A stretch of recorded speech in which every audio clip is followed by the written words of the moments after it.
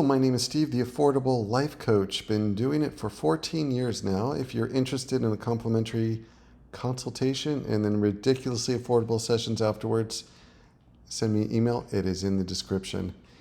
When clients come to me, they come with a surface issue or a surface concern. I want to have better habits. I want to be more disciplined. I want to be more productive. I want to change jobs. I want to improve my relationships. I want to get a relationship. The whole smorgasbord of normal things that we want as human beings. Rarely do clients start off coming to me, hey, I don't think I've ever had anyone say this to me. Steve, I want to focus on doing deep inner work, healing myself, weeding out my fears, not living a life that is imprisoned by the approval of other people, and being a person that when I'm making a decision, my first and primary focus is my future self. That means I'm willing to sacrifice short term immediate gratification, change habits that no longer serve me, and live inside out. We all, most all of us live outside in. We define who we are by what is external. When we feel unhappy, we change the external. It's like kind of rearranging the furniture in a messy, small, cramped apartment. It's still a small, cramped apartment. It might not be messy, but the solutions most of us have been taught or conditioned to pursue in order to feel better about ourselves or better about our lives are just band-aids. They don't really address the underlying cause that keeps us stuck or stagnant or enslaved to habits that are only forms of escapism. And when I'm coaching clients, not all clients are open to this, but when I'm coaching clients, I really try to steer them towards the path of doing that deep inner work, self-reflection, and discovering why they engage in the behaviors that they no longer they feel no longer serve them. And the crazy thing is the behavior does serve us. The behaviors we don't like about ourselves, there are benefits to it. There are benefits to spending countless hours on your phone or on screens. It allows you to suppress your emotions and numb out.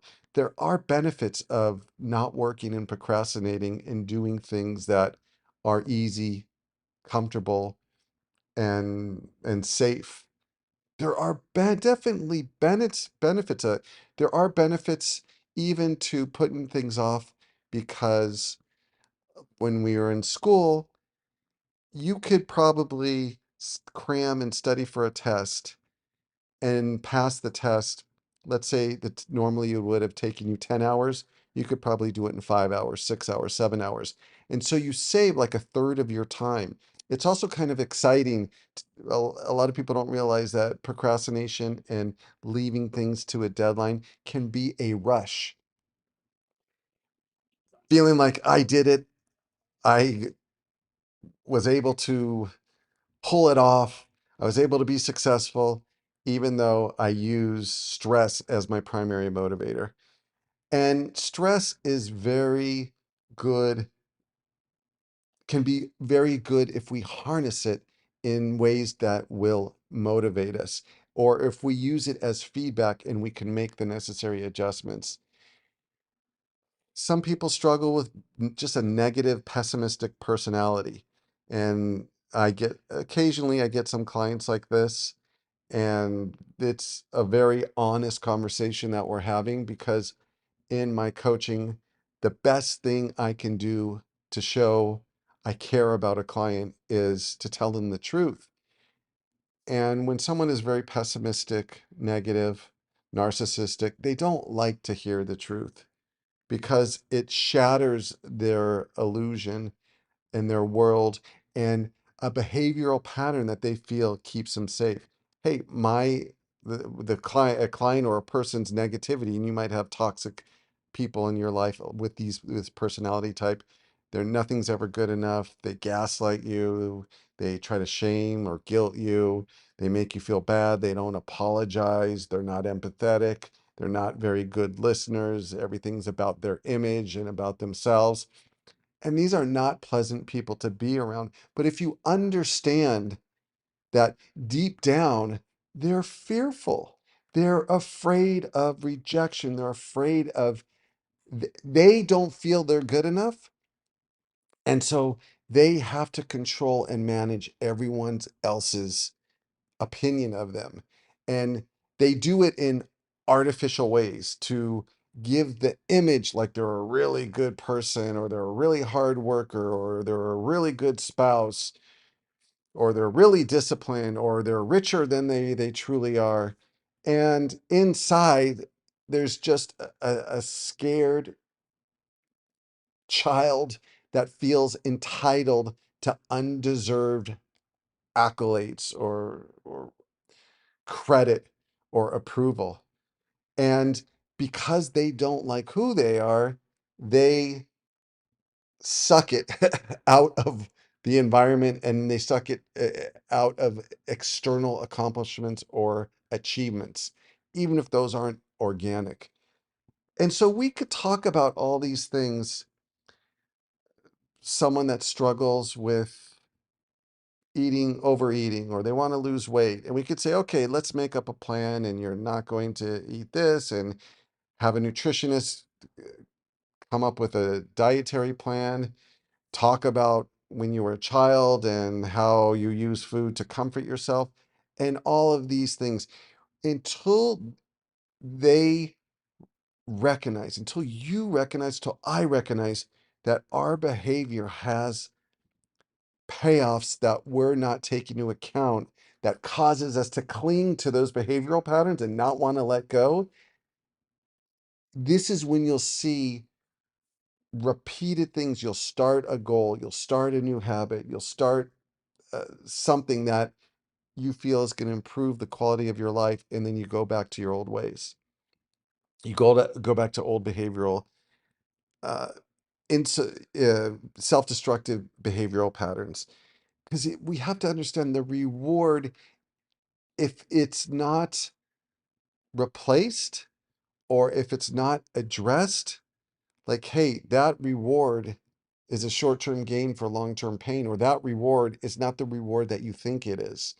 Or if a person is struggling with anger, and we're trying to, in coaching, working on them being calmer, more relaxed, more loving, more kind, more gentle, more peaceful with other people and even themselves, you can't, they can't remove that in their lives until they feel safe, because part of that anger helps to keep people at a distance, helps to people getting too close. And this could be because they were hurt growing up by people that they were supposed to be able to trust, like a parental figure, a family member, and that family member broke their trust. And that creates a lot of anger. And then unconsciously or consciously, anger is now the wall that people must get through or not get through to keep people out in order to stay safe. And until that person feels like it's safe to be vulnerable, to be open, and that you're not that unprotected, vulnerable little child anymore, and you can actually survive somebody as an adult that treats you poorly by setting a boundary, cutting ties with them, the behavior is not going to change. So I encourage you, when you're looking to change your behavior, and this is why coaching is so effective, because most people are not even aware of all the payoffs they get in their dysfunctional or addictive behavior. That's why coaching could be a great option, and I could encourage everyone to give it a try, because it's a neutral outsider that is able to give you, who has a lot of experience and is able to give you a perspective that you might and most likely are not aware of, or just additional perspectives that you haven't looked at. It's kind of like looking at your life and looking at the issues in your life, the challenges, the struggles, the pain, the suffering from a unique vantage point. And once you start doing that, you start to get down to some deeper inner work. Instead of being a person, and I get clients, a lot of clients like this, they're very rational and logical. We'll talk about they know they should not people please, for example. They know they should be uh, absolutely honest in their conversations, and they'll agree on a conscious, rational level. But deep down, they are not sold, or there's too much fear in living life that way. And so the change doesn't happen. They're trapped by years or decades of old behavioral patterns, and they're not willing to do some deep digging to discover why it's so hard to change certain things about ourselves and why we self-sabotage. Self-sabotage often looks like self-sabotage, but it could be a protective mechanism to protect us from failing, to get protect us from getting rejected, from protect us from feeling shame or guilt. And the brain is such an overly complicated mechanism that we overthink and we over rationalize, but we don't go here. And you notice in conversations that I have with most people, and especially new clients, they're just not used to talking about deeper stuff. Now, whether that stuff is emotional, psychological, spiritual, they're just not used to it. And when I have conversations outside even of coaching, people like to keep things surface and shallow. Talk about the weather, talk about sports, talk about movies, talk about Taylor Swift, whatever. And it's mind-numbingly painful to have these conversations, but it's because people don't want to stir the cauldron. They don't want to look at themselves on all the things they've been suppressing for so long. And it starts to putrefy. It starts to become toxic and affect our relationships and affect all areas of our lives. And I'm saying it's uncomfortable. I agree. But it's that discomfort liberates us when we clean our own internal or spiritual house. We're free because we're not being weighted down by all these things, these accumulative pain body that we have piled up just by being human. We all have it. And we usually want to blame someone else for it and not take ownership and responsibility for it. And that just perpetuates this cycle of stagnation and lack of fulfillment and purpose and consistency in our lives. And that's why I love what I do, because it's like untying that huge ball of yarn that's all knotted up. And even though some clients are very resistant during the process, the more they see it, the more free and liberated they become. And it's just a wonderful way to connect with ourselves and to connect with other people.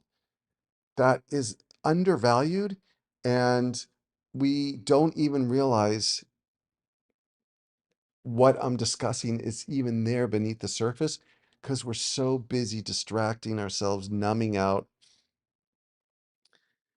being busy, and not just sitting and listening and reflecting and being present with our emotions. If you want to play it safe, and not talk about things that are really going to move the needle in your life, you can't complain that your life is dull, stagnant, monotonous, or boring. You're the problem and you're the solution. And if you want help with that, please feel free to reach out. Again, my email's in the description. And I would be curious in the comments, what areas in your life have you been unwilling to look at? Like, what's the deep inner work that you're avoiding? And you don't have to be overly specific unless you want to. And it could be just general, I was bullied growing up. And so I've learned to not trust people, or I've learned that if I devalue myself first, it's less painful when other people devalue me or judge me or criticize me. It's just incredible. It's so exciting. It's like a, a tapestry of beautiful, dark and bright and brilliant and fluorescent colors that we just, when we let them come to the surface and allow ourselves to be imperfect and human, we're free. We can take that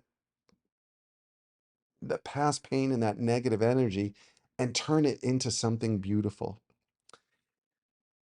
If you'd like to support the channel, there's a PayPal link in the description. Any small amount, $1 a month or a one-time donation, is greatly appreciated. And if you want to see more videos like this and you enjoy it, please like, subscribe, comment, share, because these type of videos are not very common on the internet. And anything you can do to spread the message to this very small channel is greatly appreciated, and look forward to the next video. Thanks for watching. Bye-bye.